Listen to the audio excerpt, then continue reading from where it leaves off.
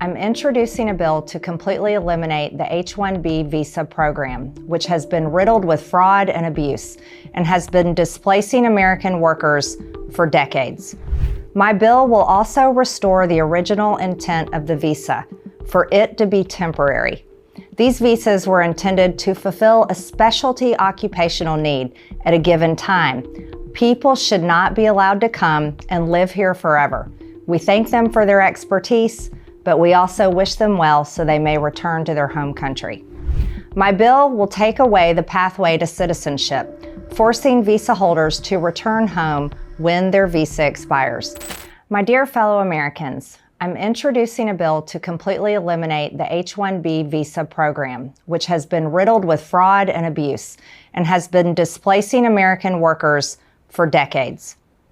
There will only be one exemption in my bill, and it will allow for a $10,000 per year cap on visas issued to medical professionals like doctors and nurses who provide life-saving care to Americans.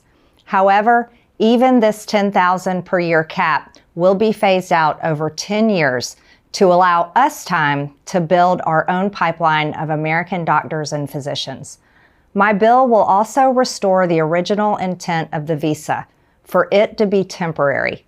These visas were intended to fulfill a specialty occupational need at a given time.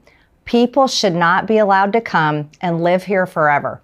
We thank them for their expertise, but we also wish them well so they may return to their home country. My bill will take away the pathway to citizenship, forcing visa holders to return home when their visa expires.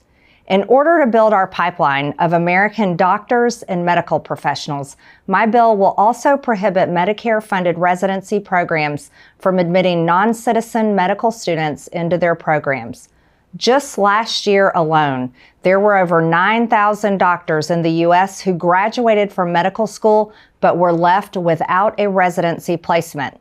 Meanwhile, in 2023 alone, there were over 5,000 foreign-born doctors who received residency spots. This is entirely unfair, and it's America last. My bill will help mitigate the shortage of doctors and nurses in our country, the shortage that we face, while at the same time serve as an off-ramp from our reliance on foreign workers by allowing us time to fill our residency programs with American doctors. Now, this will completely end the H-1B visa program in all other sectors in the job force and in the workforce. This is America first.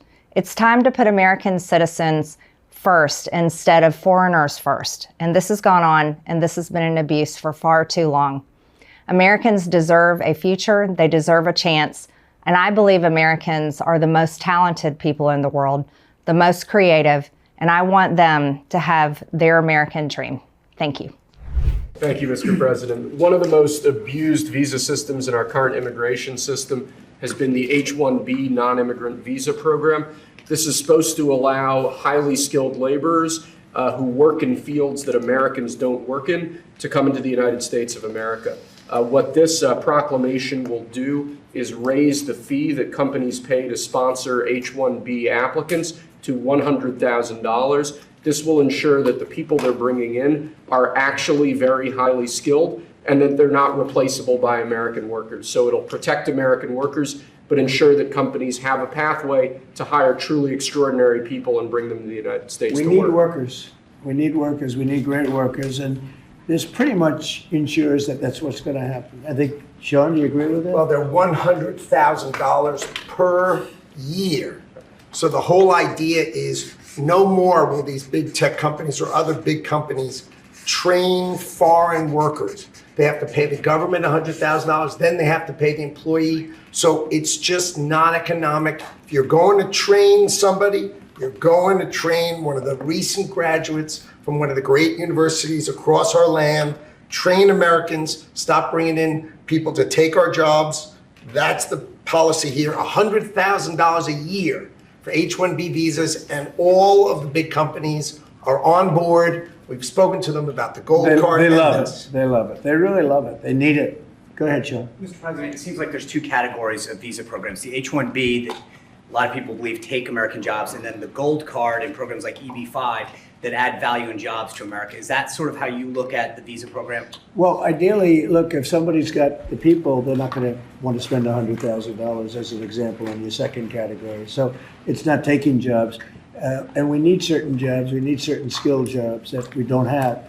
But they won't be taking jobs because, ideally, the people aren't going to want to. They're not going to investing in America and creating that's jobs. right. So that's why I'm asking. They're really investing It seems like in you America. have two categories. One, Secretary Lutnick's, the gold card and EB-5 that create jobs, add investment, and then there's other ones that seem to take, whether it's a J1 and O or an H-1B that take U.S. jobs. Yeah, it's pretty correct.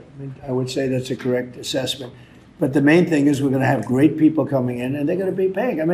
It's wonderful to say, oh, gee, we took in 25 million people that,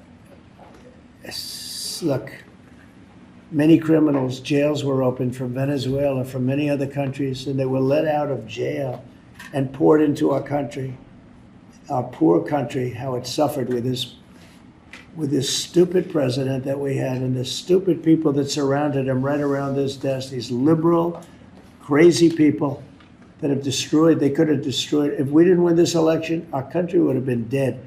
Our country was dead. Think of it. And I've said this, man. The king of Saudi Arabia said, your country was dead 1 year. They thought it was dead. This country couldn't have survived another year of those people running it. And now we have the hottest country anywhere in the world. Think of that. And this is going to help. And we're taking in hundreds of billions of dollars. This will be taken in, the gold card will be taken in hundreds of billions of dollars.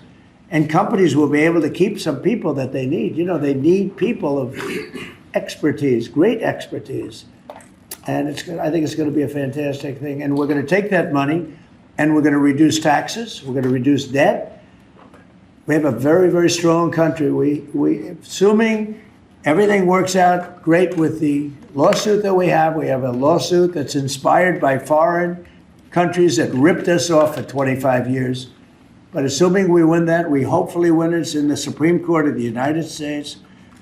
We have a country that no stopping us. We're rich, we'll be rich. We can take care of poor people. We can take care of our military. We can take care of everything. We can take care of beyond the country. We can help take care of the world. That we don't, it'll just be the same struggle that we've had for years where other countries charged us tariffs and they ripped us off. Our country has been ripped off more than any country in the history of the world. And now we're doing what we have to do. We're taking in billions and billions of dollars at levels that nobody has ever seen, trillions of dollars. And we're using it to reduce debt. We're using it to reduce taxes. The great big beautiful bill is a big tax reduction. It's being paid for by the tariffs, and people are paying a lot less money in taxes. They're being, think of it, no tax on tips, no tax on Social Security, no tax on overtime. It's an unbelievable phenomenon. It really is. It's the golden age. We're making it the golden age. Without the tariffs, it would be impossible.